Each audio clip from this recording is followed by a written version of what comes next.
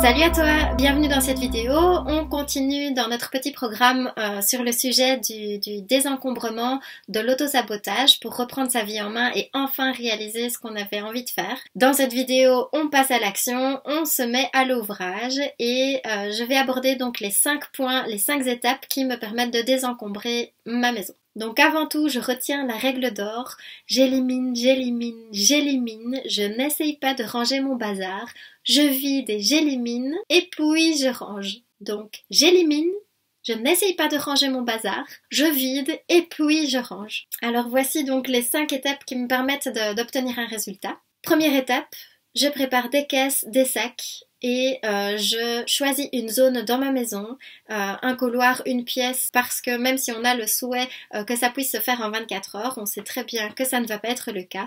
Et donc je prépare une zone de transit avec des caisses qui me permettront de classer ce qui va aller à gauche, à droite. Deuxième étape, je nomme ces caisses avec des étiquettes en 4 catégories. À jeter, à donner, à vendre et je ne sais pas. Alors je prévois plus d'une caisse évidemment et suffisamment d'espace puisque en fonction de ce que tu vas déplacer dans la maison, ce qui va être à donner, à jeter va prendre une ampleur différente.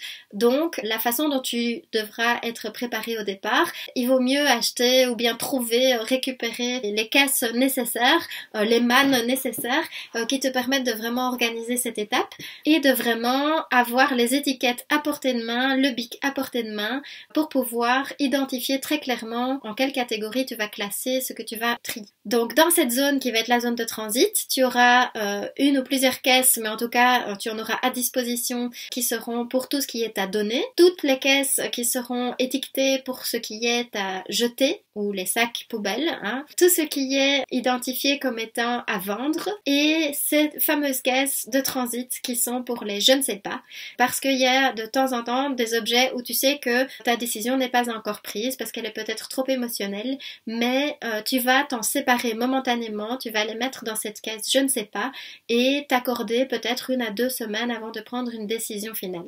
Alors évidemment, le but c'est pas de laisser ces caisses, je ne sais pas, indéfiniment dans ta zone de transit, mais de voir comment tu arrives à vivre lorsque tu n'es plus en possession de ces objets sous tes yeux. Alors, troisième point, j'affiche dans cette zone de transit un agenda pour les jours des poubelles, les jours des encombrants, les endroits ou bien les rendez-vous que j'ai pour les personnes qui viennent acheter quelque chose que j'ai mis en vente. Ben voilà, pour que ça s'évacue au fur et à mesure et que tu n'aies pas ce stock de transit qui reste indéfiniment. Alors, lorsque tu as évacué tout ça, tu débutes par une zone facile pour ranger. Alors, lorsque tu as préparé tes cases, qu'elles sont étiquetées et que tu as ton agenda qui est prêt, tu débutes par une zone facile. Donc, n'essaye pas de commencer par ce qui te fait le plus d'émotion, comme les albums photos des enfants ou, alors, n'essaie pas de commencer par quelque chose qui est émotionnellement difficile pour toi, comme les albums photos, ou bien peut-être que c'est les vêtements pour toi, ou les livres. Commence par ce avec quoi tu n'as pas de relation spécifique émotionnelle, ce qui va te faire du bien à évacuer et pour lequel tu as facile de prendre des décisions.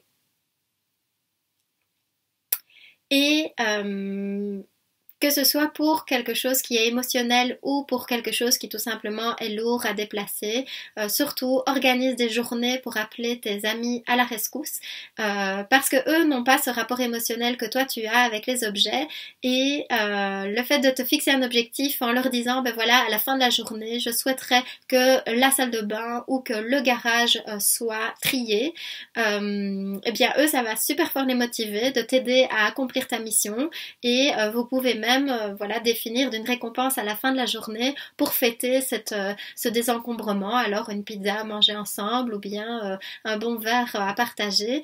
Mais quoi qu'il en soit, ils vont t'apporter l'énergie nécessaire pour mener à bien cette mission. Et donc grâce à ton agenda, tu sauras que tel jour, tu auras réquisitionné 2 ou 3 de tes amis pour mener à bien cet objectif. Donc, petit rappel des 5 étapes principales pour désencombrer. Avant tout, la règle d'or, j'élimine et puis je range. Donc, première étape, je prépare les caisses. Deuxième étape, j'étiquette mes caisses dans ma zone de transit. Troisième étape, je prépare un agenda.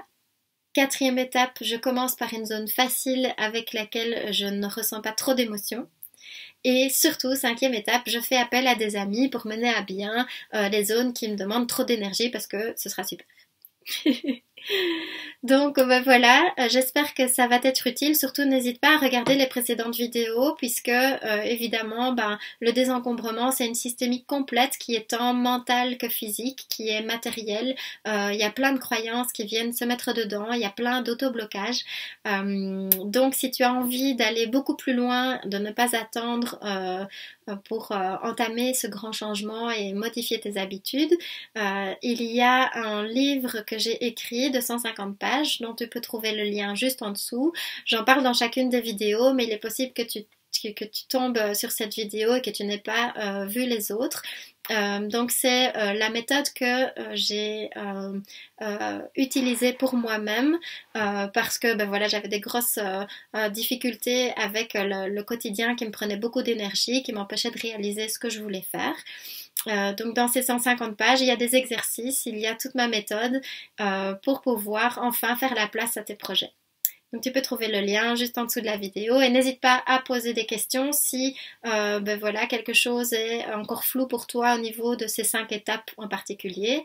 Et dis-moi où tu en es, si tu as déjà commencé quelque chose, si tu as déjà réalisé le rangement d'une des pièces ou simplement si malgré tes tentatives, il y a quelque chose qui bloque et qui t'empêche de mener à bien une de ces étapes.